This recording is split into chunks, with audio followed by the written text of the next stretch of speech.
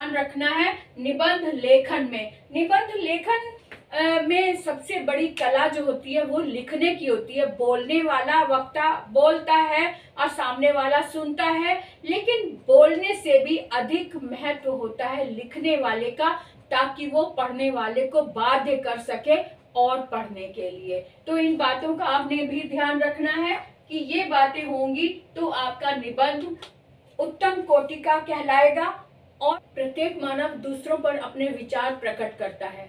वाक्य बोलना एक कला होती है, ऐसी कला कि जो सुनने वाले को बाध्य कर दे कि हम बोल क्या रहे हैं।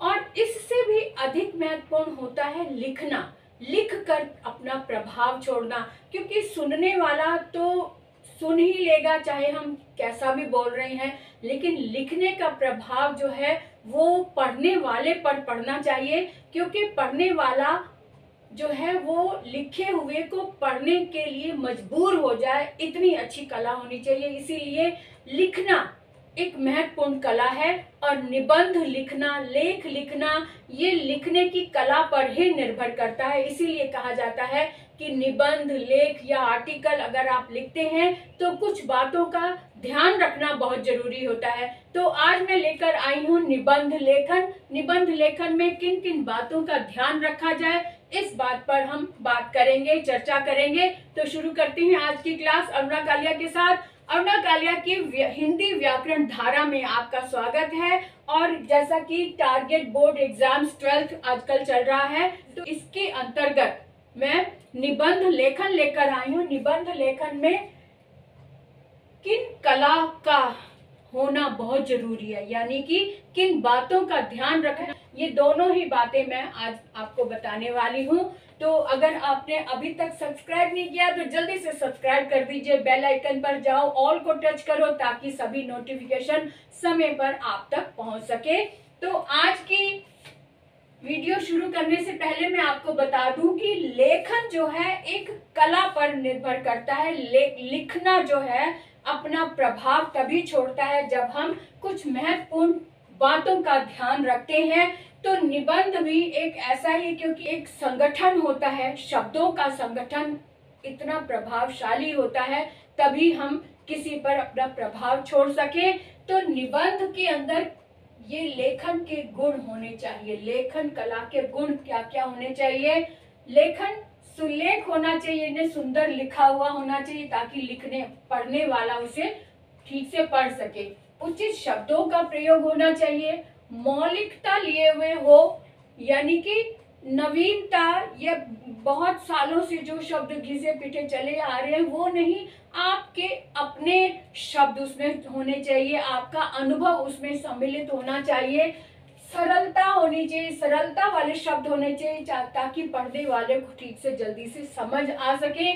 मधुरता होनी चाहिए, मधुर शब्दों का प्रयोग जब होता है तो पढ़ने वाले को एक रुचि मिलती है, उसका इंटरेस्ट बनता है कि आगे पढ़ें कि आगे और क्या है। इसी तरह से रोचकता होनी चाहिए, बीच बीच में कुछ ऐसी रोचक घटनाओं का जिक्र होना चाहिए ताकि पढ़ने वाले का मन बना रहे।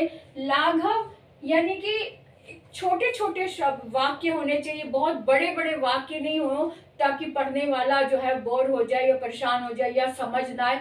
छोटे छोटे वाक्य जल्दी समझ में आ जाते हैं, इसलिए लाघव का प्रयोग हो। कल्पना, कल्पना आपकी इतनी मधुर होनी चाहिए कि जैसे पढ़ने वाले को एक उसके आंखों के सामने एक दृश्य उपस्थित हो जाए, उस दृश्य में वो प्रवाह महसूस करते हुए आगे पढ़ना वो पढ़ने में व्यस्त रहे।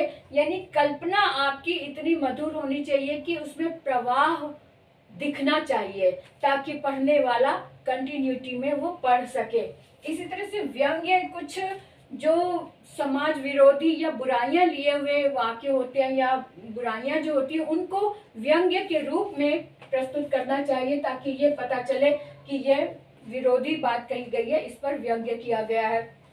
भावों की प्रबलता होनी चाहिए, भाव उसमें आपके, आप जो भी कल्पना आप डाल रहे हैं, आप जो बात बताना चाहते हैं, आपके मन के भाव भी उसमें प्रस्तुत होने चाहिए, यानी दिखने चाहिए ताकि पढ़ने वाला उसमें रुचि ले सके और वो भी भावुक हो सके।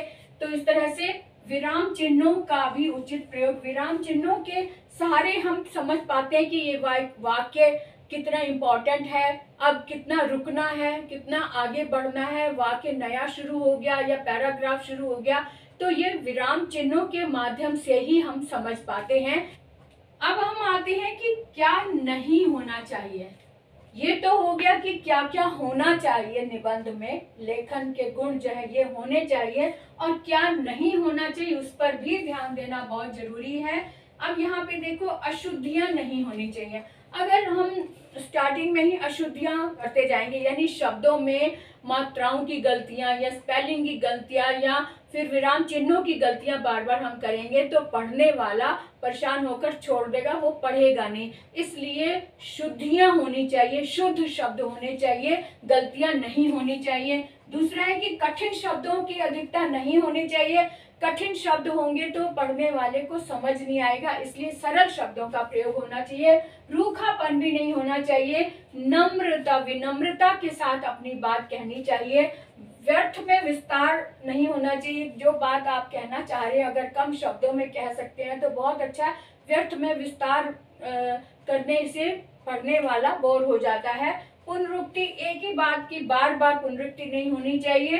किंतु परंतु की अधिकता नहीं होनी चाहिए। इससे हम पढ़ने वाले को ये लगता है कि हम अपनी ही बात को ठीक से कह नहीं पा रहे हैं। और अश्लील शब्दों का प्रयोग नहीं होना चाहिए। वाक्य अपूर्ण नहीं होने चाहिए। विदेशी शब्दों की भरमार भी नहीं होनी चाहिए। अब जैसे हम हिंदी में लिख रहे हैं तो हिंदी के ही शब्दों का प्रयोग हो, इसमें कुछ शब्द विदेशी आ जाए तो चलता है, लेकिन बहुत अधिक हम इंग्लिश में ही लिखते चले जा रहे हैं या फिर उर्दू के ही शब्दों को हम की भरमार करते चले जा रहे हैं, तो पढ़ने वाले को रुचि नहीं बन पाती है। पढ़ने वाले की रुचि का ध्यान रखना होता है, तो इसलिए विदेशी शब्दों की भरमार कम से कम हो। प्रकृति विरोध, प्रकृति हमारी जननी है, प्रकृति हमारे आसपास रहती है, तो प्रकृति से विरोध वाली बात नहीं होनी चाहिए, क्योंकि प्रकृति सदैव हमारे साथ है। हम प्रकृति के साथ जीते हैं, तो प्रकृति को साथ लेकर चलना होता है। इसलिए प्रकृति की से विरुद्ध होकर कोई बात नहीं करनी चाहिए। अस्पष्टता, कोई भी जो भी हम बात कह रहे हैं वो स्पष्ट होनी चाहिए, अस्पष्ट नहीं होनी चाहिए। अपनी ही बात का खंडन नहीं होना चाहिए। सबसे बड़ी बात ये होनी चाहिए कि जो हमने बात अपनी ही कही है, खुद ही आगे चलकर पता चले कि हम अपनी ही बात से मुकर रहे हैं, तो ऐसा नहीं होना चाहिए। ऐसे करने से हमारा प्रभाव कम हो जाता है और पढ़ने वाले को आनंद नहीं आता। तो इन चीजों का हमने ध्यान रखना है निबंध लेखन में। निबंध लेखन में सबसे बड़ी कला जो होती है वो लिखने की होती है। बोलने वाला वक्ता बोलता है और सामने वाला सुनता है, लेकिन बोलने से भी अधिक महत्व होता है लिखने वाले का, ताकि वो पढ़ने वाले को बाध्य कर सके और पढ़ने के लिए। तो इन बातों का आपने भी ध्यान रखना है कि ये बातें होंगी तो आपका निबंध उत्तम कोटि का कहलाएगा और आपके मार्क्स पूरे मिलेंगे। पूरे नहीं मिलते हैं फिर भी अगर 10 नंबर का है तो आपको 8.5, अगर आपने बहुत अच्छा लिखा है तो 8.5 या 9 तक भी मिले हैं बच्चों को। तो आपने अपनी कला का प्रदर्शन करते हुए लिखने की कला के गुणों को अगर आपने आत्मसात कर लिया तो आपको 10 में से 9 लेने से कोई नहीं रोक सकता। तो यहाँ तक कि हमने एक बार बोर्ड की कॉपी चेक की थी, तो उसमें एक बच्चे को 10 में से 10 भी मिल रहे थे, उसको जबरदस्ती 9.5 दिए गए थे, क्योंकि निबंध में फुल मार्क्स नहीं मिलते हैं। तो ऐसे बच्चे भी होते हैं जो फुल मार्क्स देने को टीचर को बाध्य कर देते हैं कि हमें पूरे 10 नंबर उसको दें। तो इसलिए अपने लिखने की कला को सुधार लो और क्लिष्ट कर लो और स्पष्ट कर लो, ताकि आपके नंबर कोई नहीं काट सके।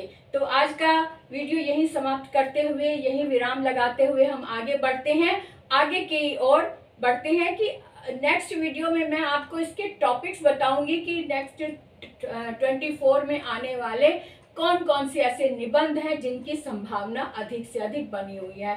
तो आज के लिए बाय बाय।